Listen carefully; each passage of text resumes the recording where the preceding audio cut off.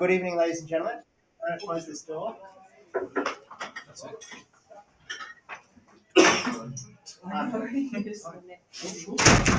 Firstly, my apologies for being somewhat late. We did, as I mentioned, discover that the wrong link was sent out, so we've just fixed that. And I hope you've taken the opportunity to enjoy the drinks and food in the back. And as always, a great thank you to the QT staff who keep us well fed and not thirsty, which is always very good. It's very nice. Can I take the opportunity to acknowledge the traditional owners of the land in which we meet today, the Ngunnawal people, and acknowledge their elders past, present and emerging. Take the opportunity to extend that welcome to any Indigenous or Torres Strait Islander people who are here this evening. It's my pleasure tonight. Housekeeping. So, if you've got a phone, please put it on silent. The only person who's going to make rude noises is probably my computer when people join the meeting because of the wrong link. But we'll sort that out as it happens. But in the meantime, please put your phones on silent. And tonight will be very exciting. There'll be a lot of interactions, a lot of engagement. So I'm very excited about the model that we're using this evening. Without further ado, I'd like to welcome Mariana, and I'd just like to, of course, say a few words and introduce our guest presenter for this evening. So, Mariana, do you go by your full name? Mariana. Marcano. Okay. Yeah. So Mariana is the founder of Elevative, which is her leadership development consultancy. She's passionate about empowering individuals and organizations to unlock their full potential and achieve greater fulfillment and productivity in the workplace. She aims to help people thrive in today's dynamic environment by fostering continuous learning and development, ultimately leading to sustainable growth and long-term success. Mariana holds certifications in Hogan assessments and is an organizational coach certified by the Institute of Executive Coaching and Leadership. Additionally, she has completed life coaching with Robbins Mardenes, and earned a master's degree in business management with extensive experience across public, not-for-profit and public sectors in Australia and Latin America. Mariana has worked as a consultant, bringing a global perspective to her approach. Whether she is coaching leaders and teams, facilitating business workshops, or delivering sessions on leadership skills, Mariana brings passion and insight to every interaction.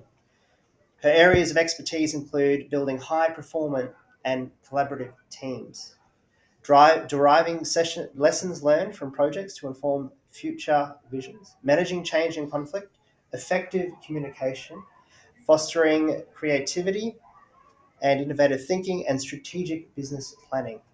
Mariana is also actively involved in giving back to the community. She volunteers with Vinnie's Night Patrol, supporting community members in need. In addition, as the Director of Diplomacy for the Australian LATAM Emerging Leaders Dialogue, she mentors emerging leaders and helps foster international relationships. Mariana is fluent in both English and Spanish. One interesting fact about Mariana is she is a global adventurer. She moved from Venezuela to Australia with just 2 suitcases and a dream, and has lived in multiple countries, including Panama in Central America. So tonight, Mariana will be talking about empowering growth with strategic communication and feedback. So without further ado, welcome Mariana.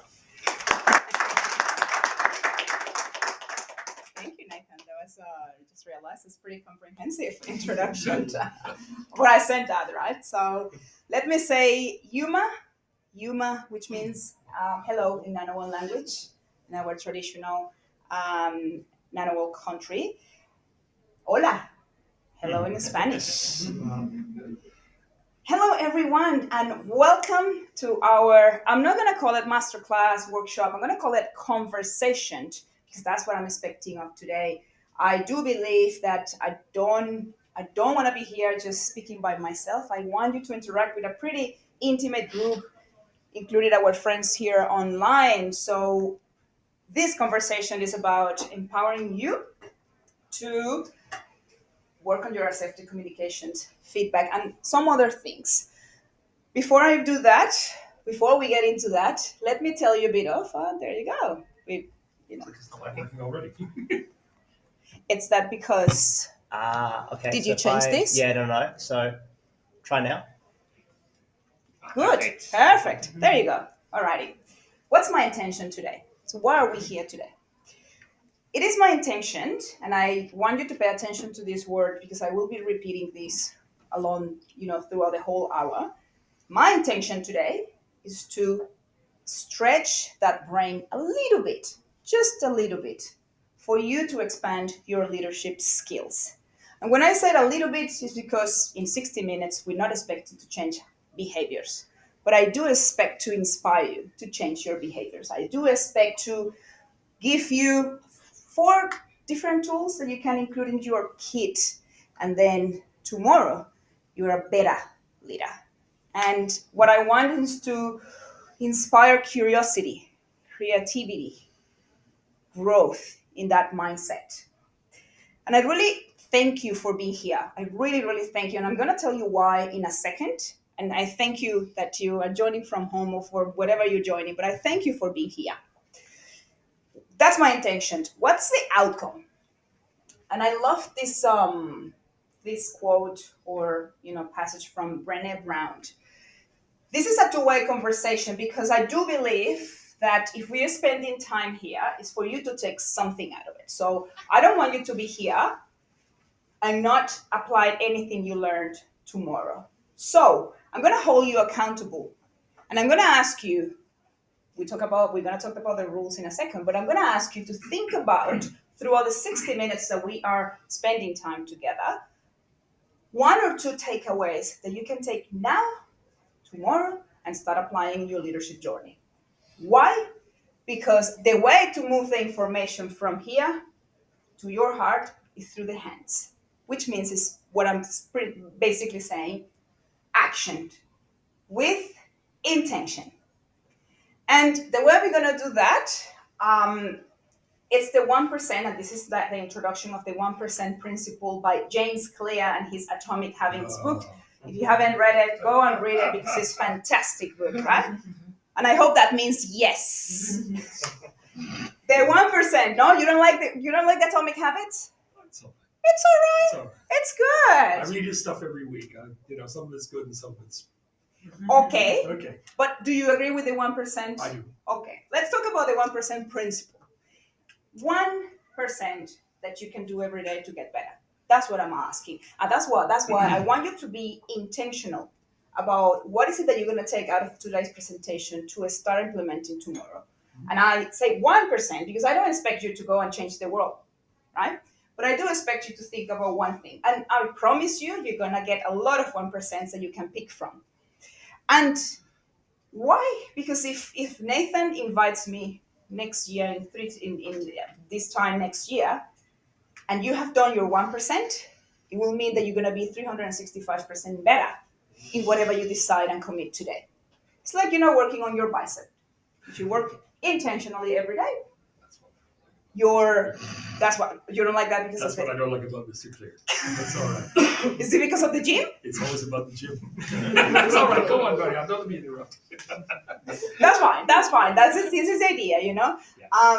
that we have a conversation, and we're gonna talk about disagreeing and agreeing at the end of the presentation. So, my intention: expand and stretch your brain to give you a little bit of content for your leadership skills. Your outcome is that you take consciously away 1 or 2 things that you can do tomorrow. Ground rules. I thank you for your time when I started. And the reason why I do that is because when you think about time, it's the only resource that is not renewable. Like friends come and go, partners come and go, money comes and go, job opportunities they come and go. But time, when you think about this time, today is the 24th of September, Tuesday at 7:16 p.m. When you think about this day, this minute, this second, it's not coming back. You really appreciate time. So it's not about me. I'm really grateful that you're giving me 60 minutes of your time. How precious is that? What I tell you is that because of that, I want you to be present. I want you to be mindful of the time that you were spending together, and I want you to be respectful of your time. Because at the end of the day, it's not about me, it's about you and what you take away from our conversation. Are we ready? Yes. Please. Oh, no, I cannot start my presentation. I'm actually, the next question.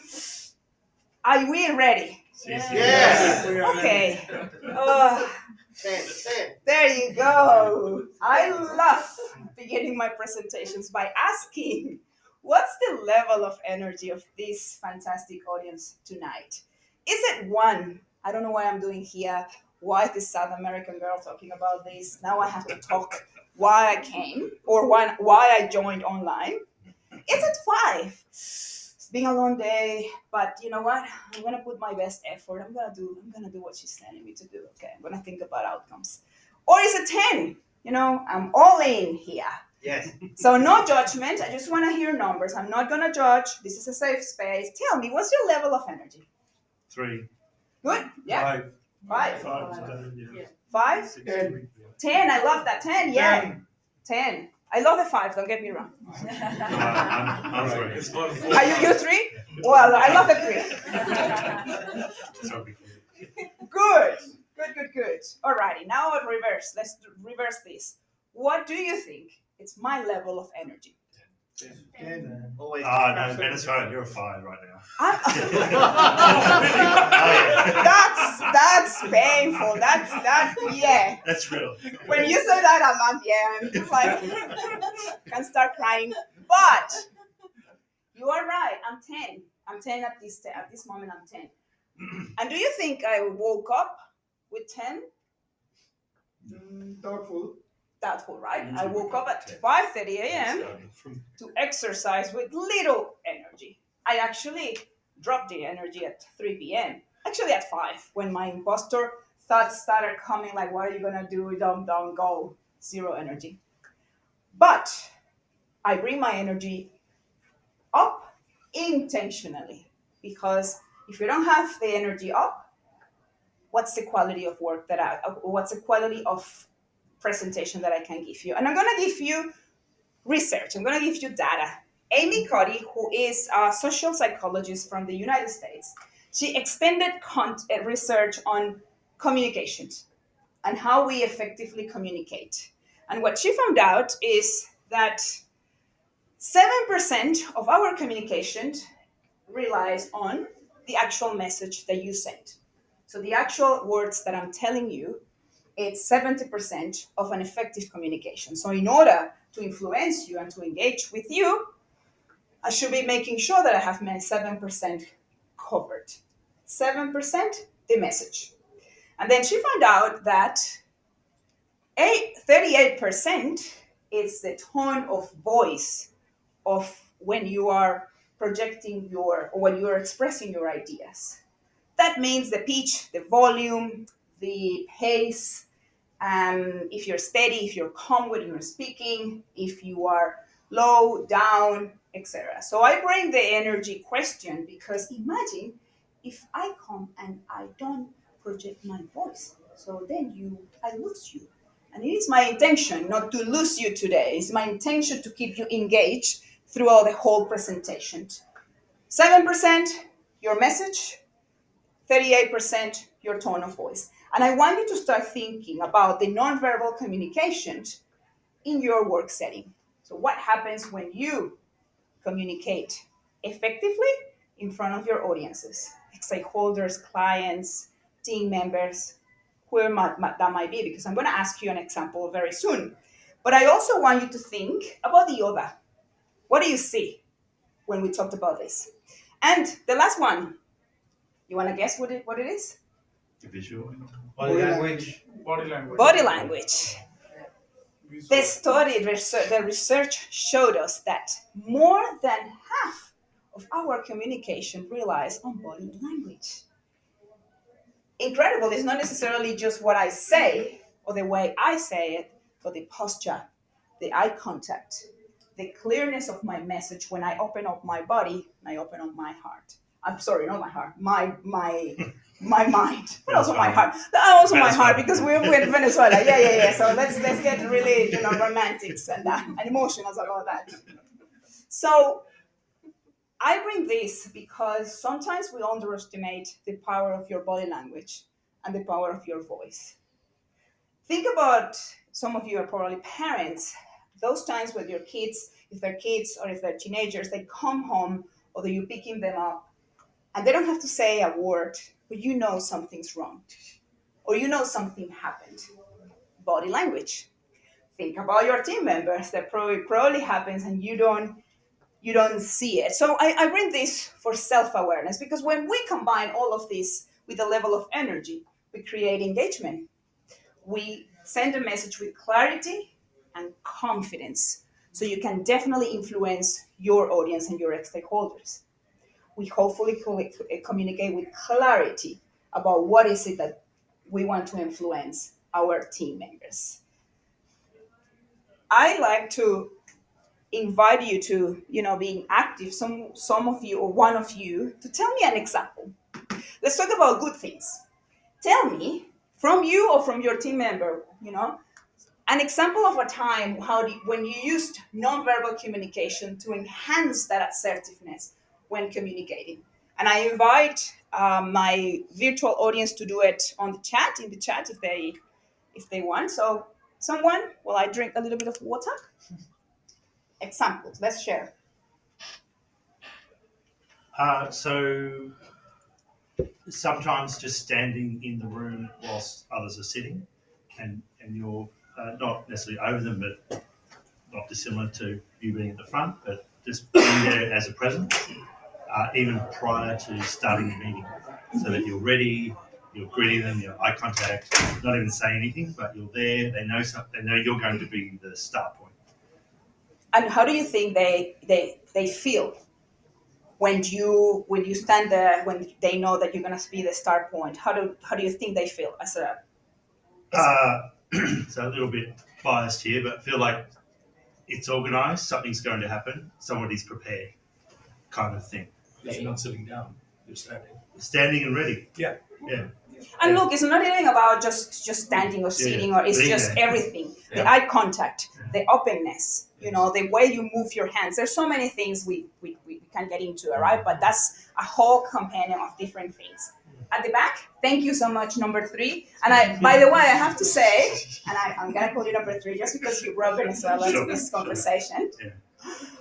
I love your 3 because the idea is that I hopefully bring that a little bit up at the end of the presentation, so we can talk about that. Again. Maybe I call you 10 at the Again, end. business and honest, you will for sure. At the back, example. I was gonna, I guess what the gentleman said has covered a little bit of but in this era of Zoom meetings and all that, and actually nobody told me this. I just discovered my posture when I sit when I'm having meeting with clients, stakeholder. It sort of affects my rapport with whoever I'm conversing with. So I sort of over time developed this habit of sitting upright when I'm meeting. I don't slouch when I'm meeting. So I guess I found that communicates a bit of confidence or readiness or things like that when I'm having meetings. Yeah, so that's from a non-verbal. Amazing. No, I love it. Thank you so much because, I was about to bring the remote world. It's very interesting because here is a bit easier for me to see what's going on as an example, but online, in a little screen. But as you just said, it is possible and it matters. Even, I think, probably more than, being face to face. So many meetings happen without camera. Oh, yeah, that's And another. you think about what the implications of that are, for what we just discussed. You're losing, say, 50 to 60% of the communications channel by not having that visual connection with the person who's speaking. Yeah. I mean, I know this is a technology limitation. We struggle with this all the time. There's never enough bandwidth to get adequate video and things like that. But it makes a big difference, I think, to the effectiveness of a conversation or something like that. Totally, because if we go back to this, you might be getting the 38% because you get the voice, and you might be getting this, but you're missing half of it. So there you go. Love it. Thank you so much Mr. 5. for sharing That's right. Well, let's see, Mr. Five, and then some like the atomic habits. Oh, alrighty. Well, I'm gonna bring another number here, that it might be, very, you're probably all familiar with this. You might think it's more or less. I just bring the 56% because, well, it's data, number one. And second, it's the data that shows that many projects fail or they're impacted or even they stop because of poor communication and misalignment that is created by that poor communication. What do you think? Is that up, down? Is that roughly what you experience in your experience? I'm seeing nodding. It's probably more. It's probably more. Yeah. More. Yeah. The other 44%, when you drill down, you probably find communication's a main factor underneath that as well. Yeah. Love it. Yes. Yes. And going back to a point that we discussed in the networking, the self-awareness piece from what's your name at the back? Sorry. Titus? Factors. Yes, from the self-awareness. So nobody told you, but you realized that your way of communicating, your way of seeing wasn't right. So self-awareness is key in what we're discussing today. There you go. So I'm gonna bring four different strategies, tools, way of thinking that hopefully you can get into your toolkit and start implementing. I might just repeat things that you already know, but repetition is the mother of skills. When we repeat things over and over, they get here. And not just in your head, it's in your team's head. So think about this when you are communicating assertively with your team members. The first one is put growth over your ego. We all have ego, and ego is, in the raw definition, is your identity, right? It's yourself, who you are, and that's fantastic until it gets exacerbated. You become a little bit arrogant because you feel that you get a lot of influence, and it gets out of control. So the first invitation today is to transition from a fixed mindset into a growth mindset. So let me give you the definitions and the research. The research comes from Carol Dweck. She is a psychologist from the University of Stanford, and she had done a lot of research around growth mindset. To explain growth mindset, I'm going to explain first fixed mindset. A person with a fixed mindset is a person that believes that your skills and capabilities are set on stone. This is what it is. I learned, I studied, I went to the university. This is it. That's it. Um, a person with a fixed mindset doesn't believe in change or doesn't like change. Why? Because he doesn't want to be out of the comfort zone. This is the way I know. This is what a fixed mindset person will say. I have done this. This is the way we have done it for a long time. It has worked in the past. Why would I change now? That's the sort of thinking. We all have demonstrated fixed mindsets in our life. If you think about it, if you take the time after our session and reflect, we all have done it in our parenting, in our friendships, in our professional life. And that's fine. Self-awareness is key. And that's the invitation. When you're aware that you have a fixed mindset, that you not allow your brain to be expanded or stretched, my invitation is to start exploring a growth mindset. A growth mindset, according to Carol, it's a person that believes that their skills and abilities and talent can be developed over time. In fact, we should be learning until the day we leave this world. Why? Well, main reason, the world is changing every day. We are, undertaking a huge transformation, digital transformation. So it means that we need to learn and we get updated. A person with a growth mindset believes that there is no reward in easy. It's not easy. None of what I'm telling you today is easy. It's quite uncomfortable many times, but the satisfaction of the hard work, the determination, the perseverance of someone learning constantly and intentionally, consistently, and frequently is immense. And what happens in the workplace, particularly, is that when you have a growth mindset and you foster a growth mindset in your team members, there is curiosity that leads to creativity, that leads to innovation. It means that we are open to different perspectives. So we all here can disagree in different ideas. We can disagree healthily, respectfully. But that's the idea, the scientific mindset. Ask questions instead of assuming things. That's the growth mindset. And I'm going to ask you a little bit about the fix and the growth mindset in a second, how that relates to communication and assertive communication. So you can think someone that is reactive in their communication style, people that get defensive or passive aggressive or under stress and pressure, that I'm sure you all know about that on your projects, it gets easy to get out of control. You don't self-regulate your emotions. In worst case scenarios, people yell at you, leaders don't respect you, they diminish you in front of people. All of those things can happen. This is completely linked to a fixed mindset. And let me tell you something with the fixed mindset. So we all humans, regardless of our culture, nationalities, age, we all share two same fears. We all share that. And there's another invitation to reflect after the session. When have you experienced this fear? The first fear is the fear of not being enough. We all have experienced that. The classic imposter syndrome. If I get a promotion, I'm not sure if I'm going to be able to do it. If I'm on a date, I'm not going to be. I'm not sure if she's gonna or he's gonna like me. Not being enough. Second fear, fear of rejection. Fear of rejection, fear of failure. So it makes sense when someone has a fixed mindset. There's a lot of fear of not being successful. It's better to say I'm not going to bring that idea because what if they say no, right? But as I said to you, there's nothing easy. There's nothing comfortable about this situation.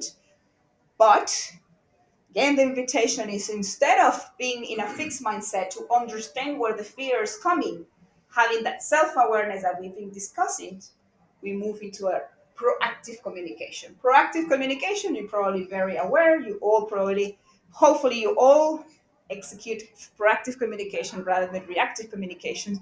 Someone that under stress, under pressure, with everything against you, you maintain your calm and your composed and your personality.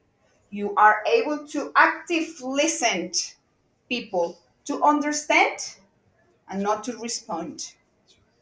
That means that we communicate with empathy and we balance that reactiveness that might happen because we get emotional, especially if we're confronting, especially if we're debating.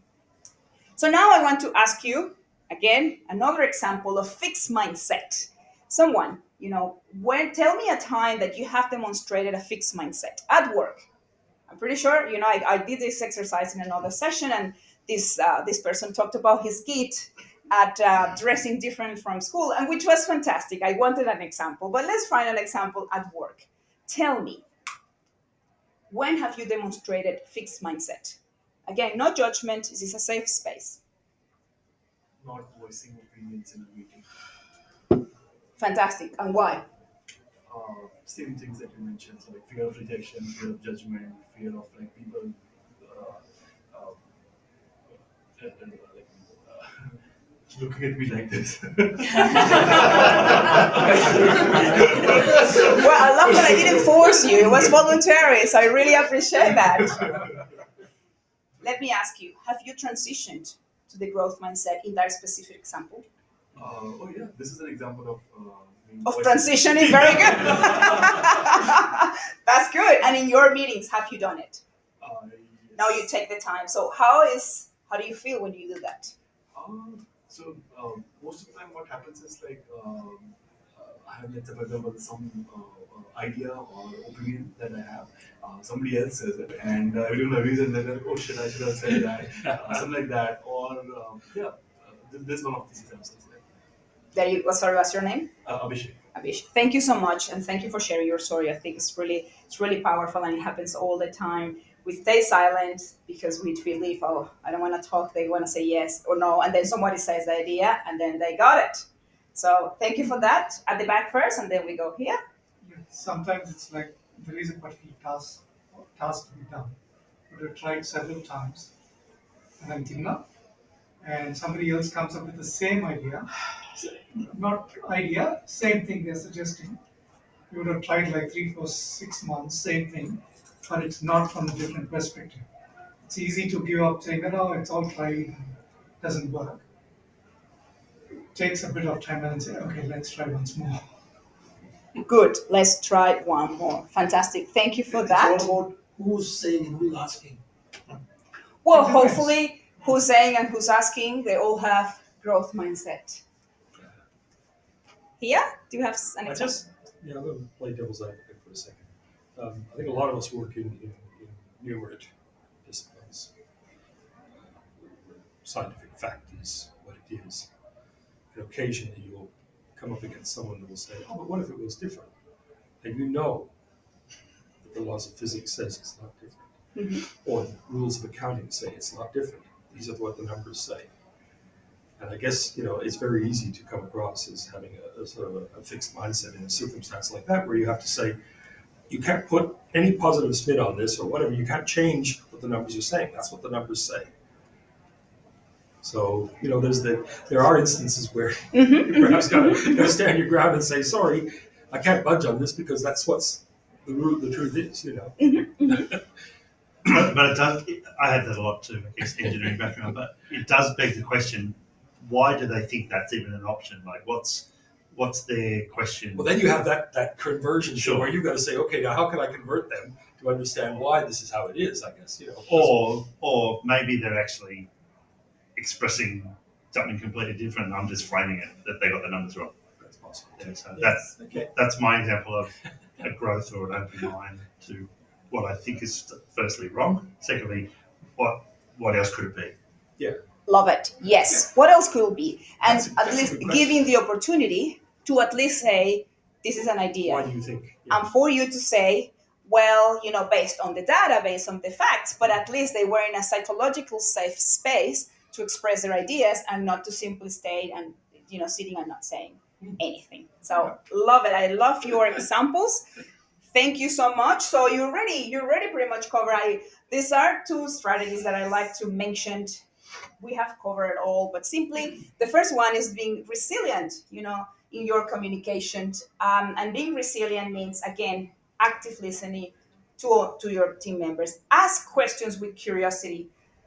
We often get to work with leaders that talk rather than listen to their teams, or they get to dominate the environment all the time. And unfortunately, that's not a place for improvement and learning, because leadership is about influencing others so we can unlock their potential. Active listening is very important. Empathy and authenticity, and we're going to cover that in the next point. The second strategy is the long-term perspective. I know that you all work on projects, and sometimes we get so fixated on the outcome.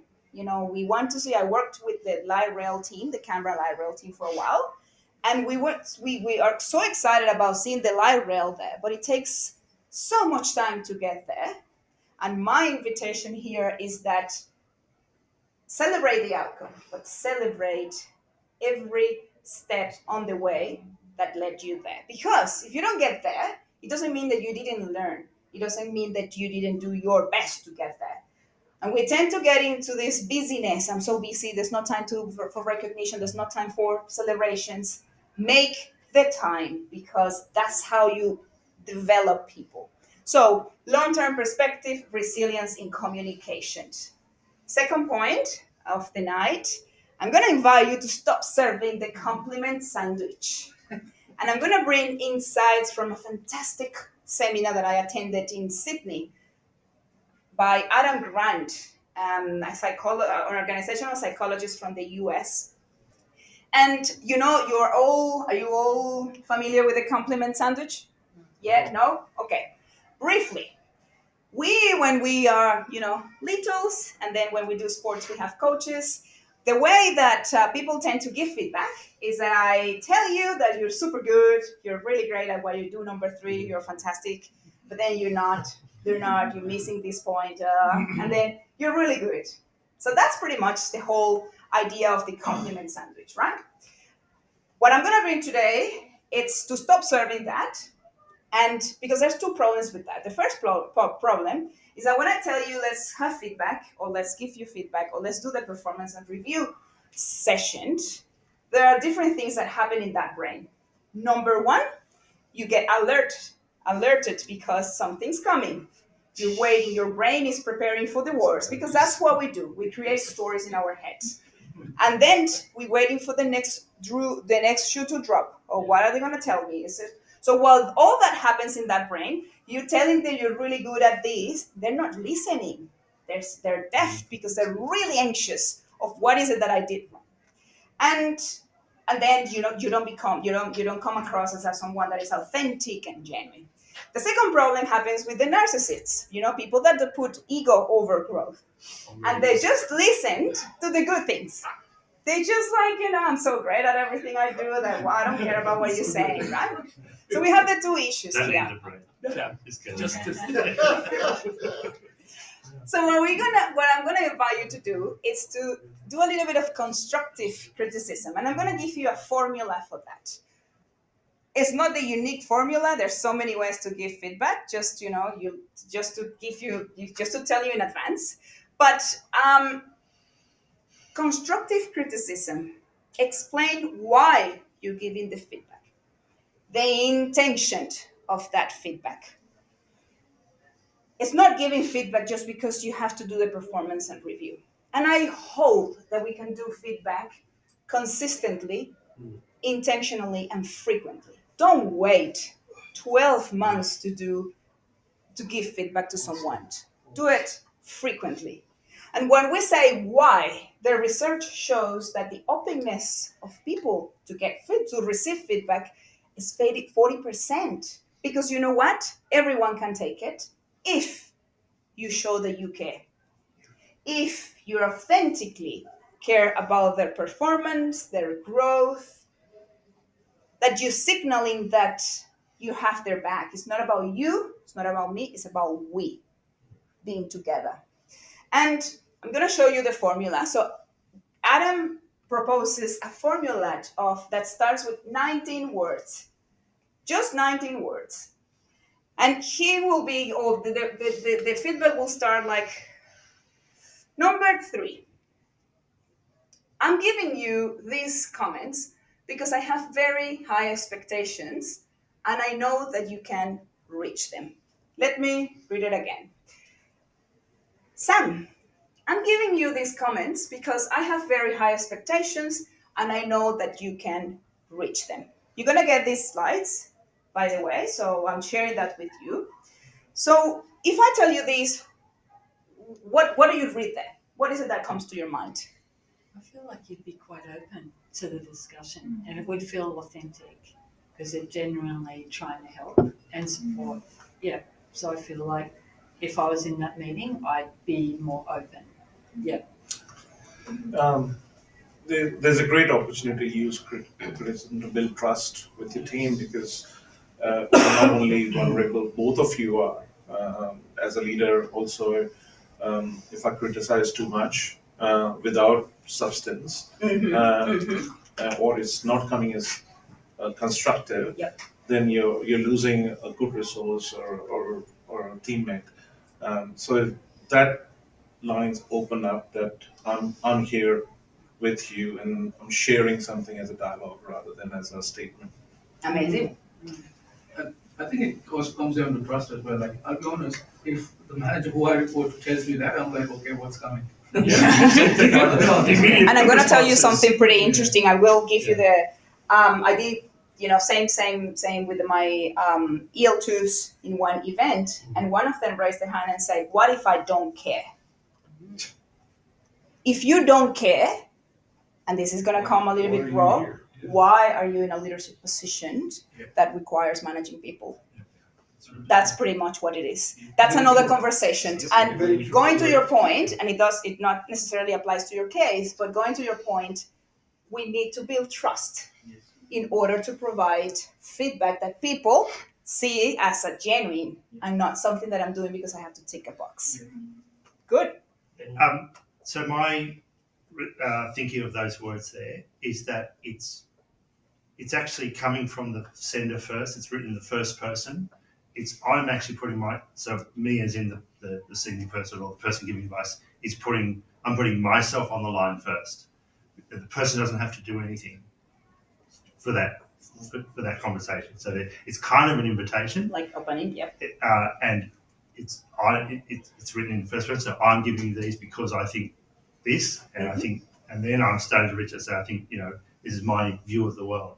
So it's a bit tricky, and yeah, there's an element of okay, well, what do you really want? Mhm. But I think the intent is there that you're not putting the pressure on the individual first. You're offering something first. Yeah, and you aren't telling you're telling this person that your intention it's to provide feedback, to tell them what is it that I'm seeing first, because I believe in you. I have very high expectations. So we are setting the room for, or the scene for, to tell someone you value.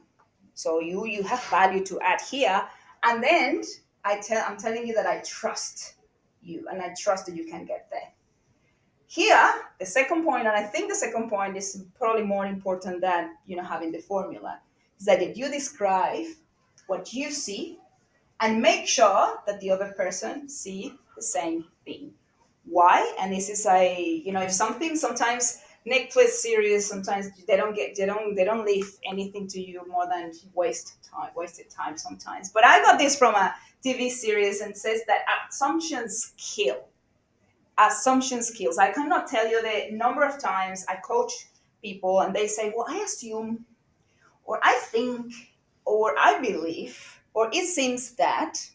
And my question always is, what do you know? So, what are the facts that you have? And make sure that the other person see the same thing. If that's the case, so you can move on into the third one, which is pretty much what are the actions that we're going to take to improve whatever the criticism I'm giving you. What happens sometimes, or many times, with interesting leaders, I'll say interesting, is that sometimes you are part of the problem.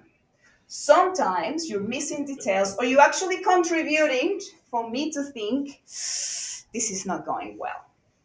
And this is the self awareness piece, the humility piece as a leader to recognize I'm part of the problem. Let's see how can we solve this.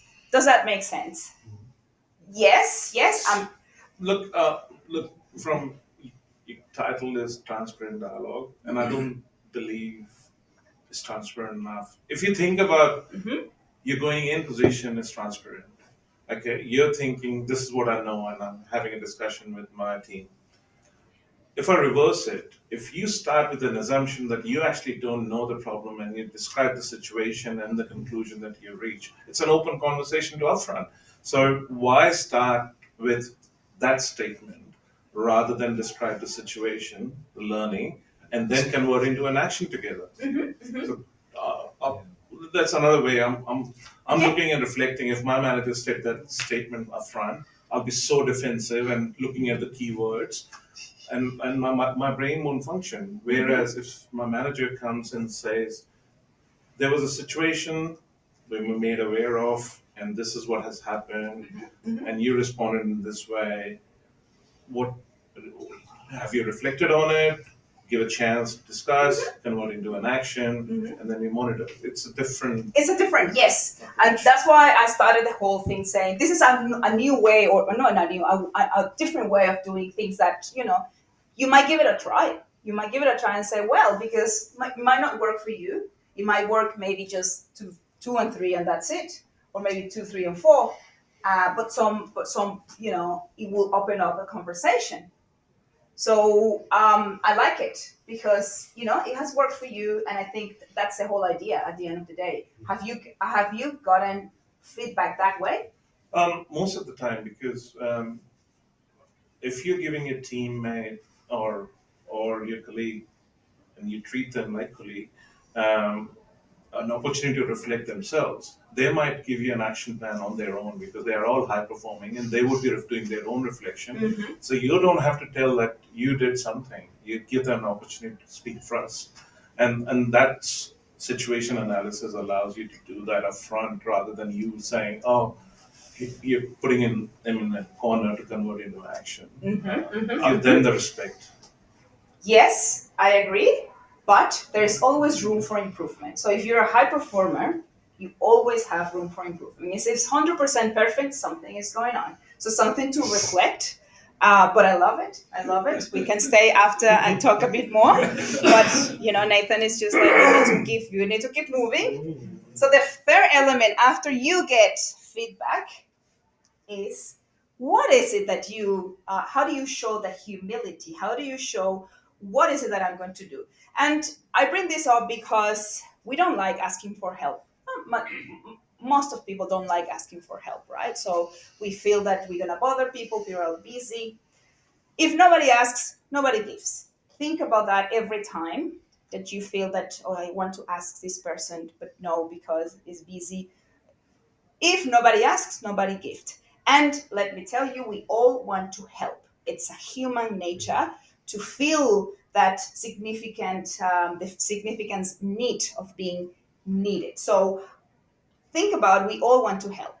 The way I'm inviting you to do it is to be specific. We already looked at the past, so feedback, fantastic. Now we learned the lessons, we know what to do next. It is key to ask, what is 1%?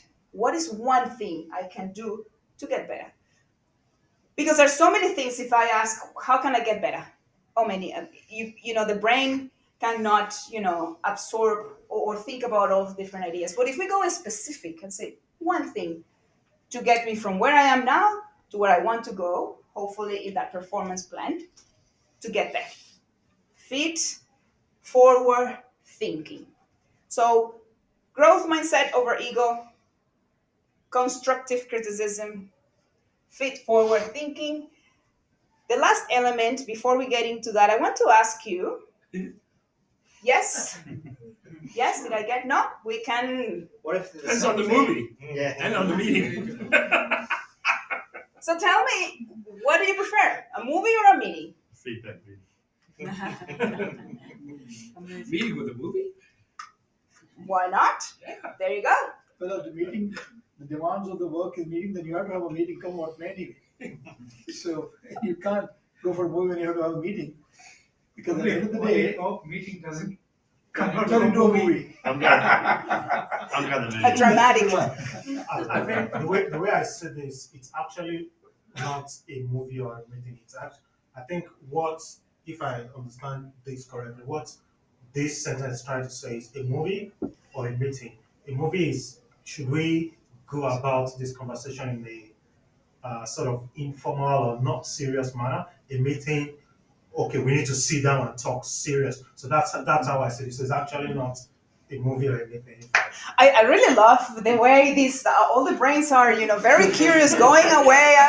I love it. That's the idea of this, because what I'm gonna ask, I mean, movies, do you prefer to go to the cinema or do you prefer to go to a meeting at work? That's pretty much the question. But I love what you're saying, because the question after this, the follow-up question is, what do meetings and movies have in common? Tell me one or two things. Drama. Comedy! Horror! Crying and that's one. A start and an end. Yeah. Well, yeah. That's a good point. A story. Story. There you go. We got one. Yeah. Story. What else? What else do you think? How will you translate drama? I think it goes around trauma, but It could turn into one-way communication. Communication. Interactions.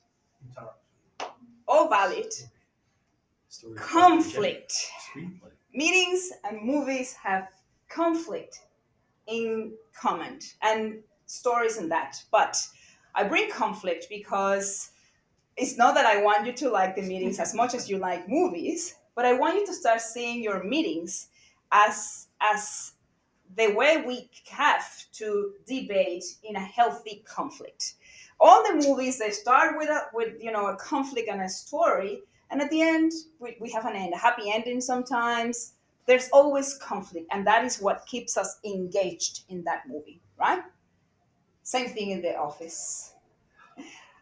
Patrick Leonsi, and I bring this from Patrick Leonsi. He's the author of the Five Dysfunctions of a Team, fantastic book. He invites everyone to bring more healthy conflict in the workplace. Why, and what does that mean? You get more ideas that way. There you Because go. You're trying, you're exposing alternative futures, alternative paths. And if you are in a psychological safe space, hopefully you're having already healthy conflict. It means that we debate. It means that when I look at that, I'm looking at that body language here telling me no healthy conflict. I don't like the word conflict. Sorry, it's perspectives. There you go. There you go. And that's where we should start. Conflict, we see conflict in a negative way, but it's not. It's not necessarily something. Conflict is a debate that we can have.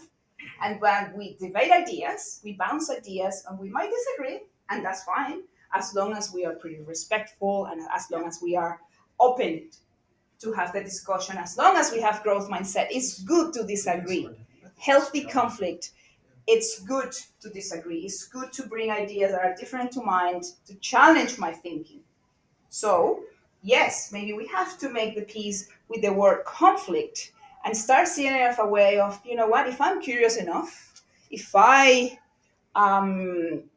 challenge the assumptions, we can bring ideas and be more innovative. We can bring the scientific mindset.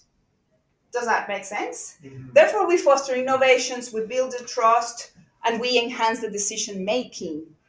Not dissimilar to the word argument. People assume arguments are a negative thing, but the true sense of the word is actually arguing. But why use those words? One side or the other. Why use those words? Because it's the half of the discussion of conflict happens when we are talking about conflict. If we convert into a positive language, which is like perspective, views, wow. You avoid that. Because it's developed a negative connotation. Exactly. Yeah. Exactly. English, words in any language have a meaning, Yeah. and meanings are important. I get it; they can be contextualized. So I accept that. Yes. It's how the way we reframe it, Yeah. because conflict is happening and conflict will happen. What if we reframe conflict and we still have conflict, but in a healthy way? Maybe something to reflect on. This is a clear example. There you go. Exactly. Lots of healthy. Yeah. There you go. And learning growth perspective. Alrighty. Well, almost the end of this presentation is that I always like to bring this cartoon, and I like to ask people, is this your workplace? Probably not. Probably your projects didn't go this way. They're all good to go. Where are you sitting? Are you sitting here, or are you actually? Well, at least that's in the open. You know what? Yeah, that's right. Not doing behind that. I don't do that. So I read this because resistant to change, it's classic, right? And we already discussed this and how we can transition into a growth mindset, accepting change, challenging people's ideas, and debating about why are you against this change, rather than what is it that we can learn from this change. So I bring it just for you to think about. So many changes that are happening. Try to understand where is the other person with a fixed mindset coming from. So that's important. We all come from positive intent. And then understand how can you support that person to transition into a growth mindset. That might be your superior. That might be your senior team. That might be your team. It's a lot of interesting things going on there. I will end my presentation inviting you to normalize the vulnerability in leadership. Being here talking about this is being vulnerable, and it's a beautiful conversation to have. Sometimes it's really hard in the workplace because we see it as a weakness. But what if we start normalizing vulnerability? What if we start normalizing failure? Why don't we, normalize the fact that we make mistakes, and actually we need to make mistakes in order to learn. And we're not perfect. I was, in this presentation, and someone was like, "I want this to be perfect." Well, That doesn't exist. Perfection doesn't exist. And when we make the peace and we accept that, life is much better because good enough is good enough. We keep pushing. It doesn't mean that we don't push our team members. We don't create a high performance team, but we normalize that we fail in order to succeed. Courage over comfort. Everything you're doing here and hopefully online, you are putting the courage over your comfort. Being here, I'm assuming, is just a little bit of, what's this? Be courageous and foster that in your team, inspire courage in your team. And again, the rethinking, adopt that as scientific mindset in order to challenge the assumptions. It's been a pleasure to be here today with you. I don't want to go without. Let me explain what it is. So I brought you a gift. I brought you a gift. So the gift is, as Nathan mentioned, I'm an organizational and leadership coach, and the gift I want to give you, it's a coaching program to keep momentum. So everything we talked about today is many of the different problems that you face in the workplace. So I just want to continue support you in your growth if that's something that you're interested. So this is a competition, this is a raffle. So if you scan the QR code, you're gonna get into a form. That form is gonna ask you, are you interested in entering the raffle? And if you say yes, there's another question about your email for me to do the raffle. If so, there's a disclaimer. The only use that I'm gonna give to your email is for this. No marketing, nothing, and I put the disclaimer pretty clear because I don't send things that are not consent. So my invitation here is that if you're facing a problem at home, not at home. I'm a life coach, and that sometimes people bring and that's fine. I listen to them, so that's why it's in my head. If you're facing a problem at work, anything, conflict, change, you don't like your superior, your supervisor, you don't, you want to be a leader, but you're not there yet, and you want to get there, you want to learn. There's so many things, bring it to the table. Obviously, it's confidential. I send you a contract. So it's a really formal coaching program, and I explain everything I do. It's 3 sections of 60 minutes. If you get into the raffle, please do it because you really have the intention to do it. So if you win, tomorrow I will send you an email with the next steps, which pretty much is to organize the session. If you don't want to commit, because it will take you, 3 hours, 60 minutes, please don't take the spot from someone else, please. And this is me loving what I'm doing and, with this desire to keep supporting you. So, last thing for me, let's have coffee. If nobody asks for help, what do we do? So, these are my details, and I'm sure Nathan will share the details. But if you want to have a coffee to keep the conversation, just to talk about whatever you want to talk. I really like connecting, and Christine. Yeah. Christine knows that because it's Canberra. So let's have coffee. Great things happen over coffee, tea, hot chocolate, whatever. Coffee. I stick to coffee, but anyway. Turmeric chai. Huh? Turmeric chai. This is coffee, 100% coffee. No, that's not a chai. Cafe. And with this, I really thank you in Spanish for your time. It's been a pleasure to be here. I hope my online team enjoy it. And I'm pretty sure that we have drinks still. We do. We do have drinks after this. Good. Thank you. Thank you. Any online? Yeah, thank you. Do we have any online? There's no responses online. Probably because did the the link link stuffed didn't up. work? But we did have 2 people join briefly. Oh. And my colleague obviously joined, and she said it was really great. Okay. It's her first time actually joining one of these, and she said it was very insightful. Thank you.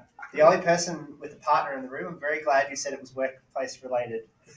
So I think I'm the only person in the room with a partner in the room. Oh, Night's not over. What are you talking about? Well, it was drinks afterwards. And look, I just wanted to say thank you very much. This is a certificate. Oh, thank you. It's been a pleasure to have you. We will definitely be sharing the slides. And yes, the QR code will be both in the slides and in the recording. Yeah. So yes, we also have a QR code quota of 1. So the QR code that I normally share at the end of the meeting with feedback, I'll actually send out as a separate link after the meeting. But yeah, any feedback, as always, is welcome. But yes, thank you very much. It's been an absolute pleasure. Lots Thank of letters, you. and this is yours. Should we take a picture maybe just because? Get in the marketing team, you know.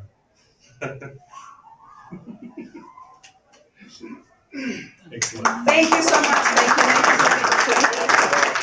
I'll be here if you don't want to keep the conversation to so many.